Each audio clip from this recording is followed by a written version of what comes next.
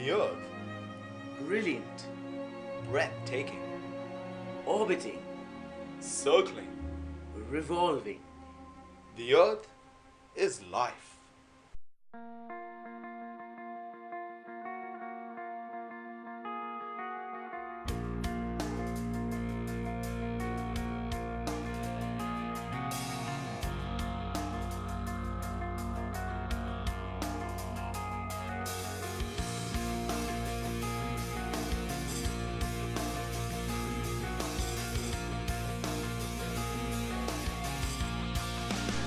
My name is Adithya Kumar.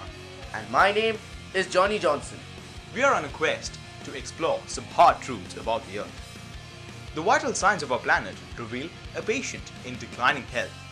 The main cause, of course, being environmental pollution. It is unbelieving to note that we, the inhabitants of such a beautiful planet, find little or no time at all to take such matters into hand. Population growth, rising standards of living, increasing urbanization and industrialization all have led to increase in the solid waste generation in both industrialized and developing countries. If all these wastes are not disposed properly, the impact they can have on the environment and our health can be extremely devastating. So come, let us take you on a journey to find out the adverse impacts of improper waste management systems. As the world population increases rapidly, there is an increasing demand for food, materials and energy.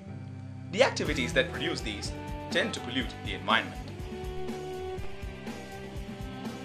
Proper waste management is a necessity for today's civilization. However, the volume and complexity of the waste streams generated by people, industry and agriculture makes this a difficult task. For example, in a large metropolitan city, about 50,000 tons of domestic waste is generated. However, out of this, only 4,000 tons undergo proper treatment. The accumulation and improper disposal of waste leads to environmental pollution and accelerates the speed of communicable diseases.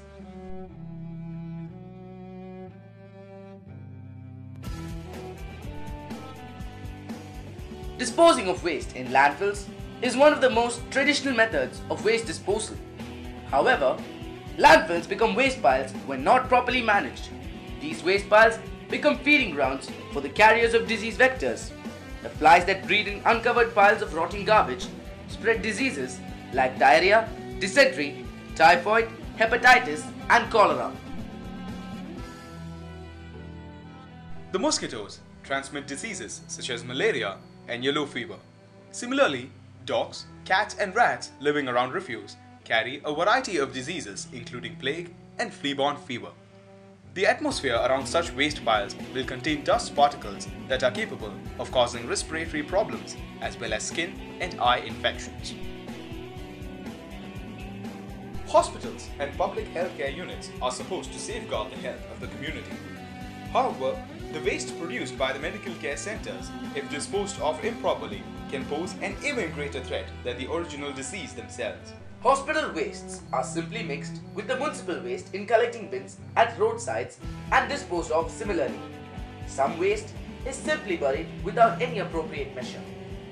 Infectious waste can cause diseases like hepatitis A and B, AIDS, typhoid, boils, etc.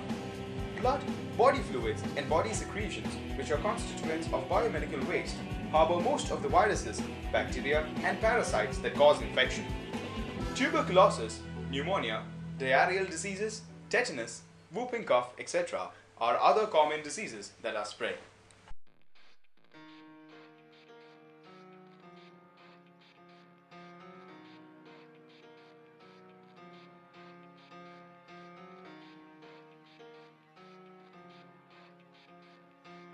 Household waste includes the refuse put out for collection and the resources used in the home. Improper disposal of household hazardous wastes such as paints, oil cans, spray cans, etc. can include pouring them down the drain, on the ground, or putting them out with the trash. Improper disposal of these wastes can pollute the environment and pose a threat to human health. Improper disposal of household wastes can have adverse health and environmental impacts. such as air pollution and unpleasant odors, potential health hazards from accumulation of polluted water, which provide breeding grounds for mosquitoes and attract flies and vermin.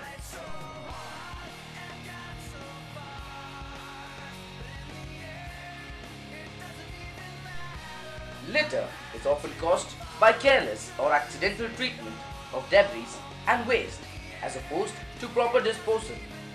The most troubling litter is polystyrene foam and plastic, most of which is effectively non-recyclable.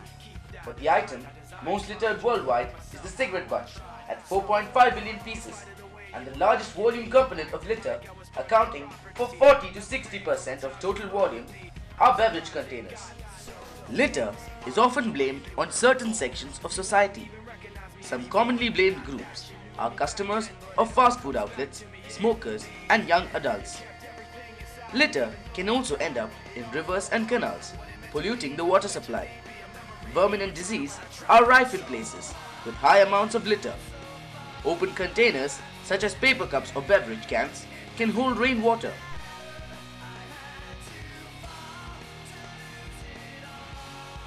For proper waste management, we must resort to the three basic R's. They are reduce, reuse, and recycle. An important step to be taken in order to improve waste management is to enhance and perk up the waste collection system. This will help to nip the problem in the bud.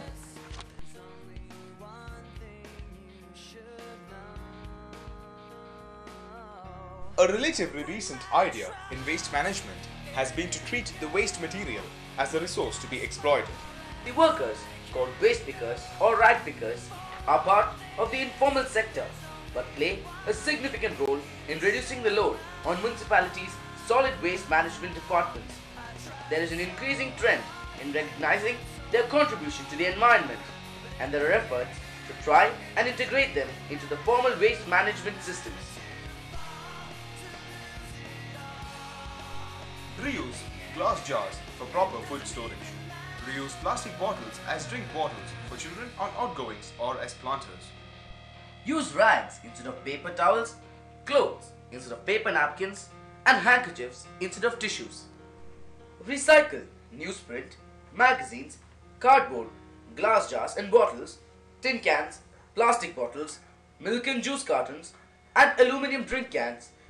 Compost all kitchen, fruit and vegetable scraps, lawn clippings and leaves in a compost bin to reduce garbage going to the landfill.